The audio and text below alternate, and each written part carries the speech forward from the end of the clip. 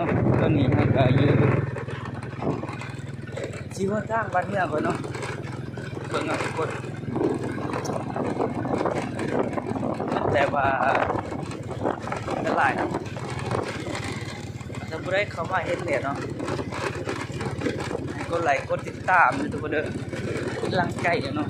เพื่อเขาเห็นคลิปแต่ละอันนี้โคตรยากคนเราบอกว่าจะทางจะพายทุกคนธรรมศาสตร์บ้านเมืองคนเรามันเกี่ยวกับเกี่ยวใจธรรมศาสตร์บ้านเมืองเนาะให้ทุกคนแต่ละคนกดไลค์กดแชร์เนาะไปเข้ามาเบิ่งคลิปนี้เนาะให้เป็นกำลังใจทุกคนเลยเพราะว่าคอยก็เลิศเลยน้องไปลงเนาะยูทูบเนาะที่ว่าเบียร์ไล่เนี่ยอีกอย่างครับทุกคนบางคนเข้าไปกับบทกดไลค์กดแชร์ให้เนาะกดติดตามให้บางคนให้ทุกคนเบิ่งเราเนาะคนทางนี่โอ้เลยว่าเลยญี่ปุ่นเต็มเป็น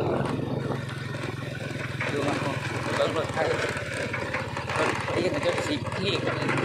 มันคอยเลยอย่างนี้เดี๋ยวสิแหละแซ่บไทย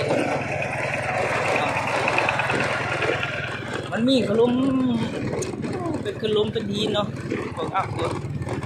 ขลุ่มดีนร้ายขลุ่มเป็นยัง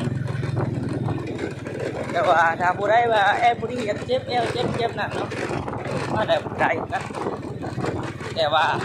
ตัวไหนความจริงปวดเราดีกว่าเต้นที่นี่เอาผู้ LED นะครับยากเนาะเจ็บแกบอกกับเองแนะนำให้ขี่รถทางจริงเนาะรุ่งกันเต้นเนาะขี่รถใหญ่เข้ามาดีกว่าเนาะ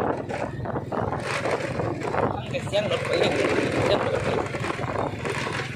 เนาะคนได้ทั้งไปเสียงกับพ่อเลี้ยงแล้วก็เนาะต้องมาอธิบายอย่างไรเนาะว่ามัน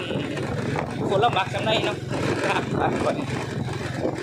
นเนี่ยเพื่อซื้อเห็ดแต่ละคลิปจะใช้ทุกคนเบิ่งเนาะว่าคนอินเบิ่งเนาะว่ามันเอารถยังมาพอดีทางนี้สบายกว่าเนาะอันนี้ก็บ้านนี้เอาบ้านนอกเนาะคิดว่าที่ทุกคนเบิ่ง